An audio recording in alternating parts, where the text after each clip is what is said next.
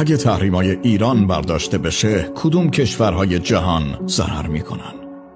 کشورهای عربی خلیج فارس که به خاطر تحریم‌های ایران بازار نفت جهان رو در دستشون گرفتن، رقیب قدرتمندی پیدا میکنن، مثل قبل سال 57 که ایران قیمت نفت جهانی رو تعیین میکرد. ایران بدون تحریم و آزاد بزرگترین رقیب روسیه در بازار گاز جهانه و اگر ایران به اروپا گاز صادر کنه، روسیه کاملا ورشکسته میشه.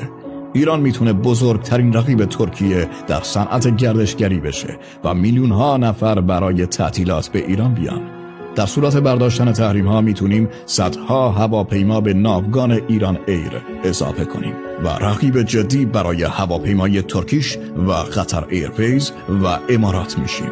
نخبه هامون دیگه به آمریکا و اروپا مهاجرت نمی کنن و میتونیم یکی از قدرت‌های علم و فناوری و پزشکی در جهان بشیم. کویر لوتمون که گرمترین نقطه کره زمینه میتونه به بزرگترین نیروگاه برق خورشیدی تبدیل بشه و از این نظر هم رقیبی برای چین، عربستان و مراکش میشیم.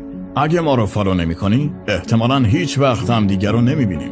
اما اگه دنبال میکنی، به تبریک میگم، تو هر روز چیزای جدید درباره کشورت میفهمی.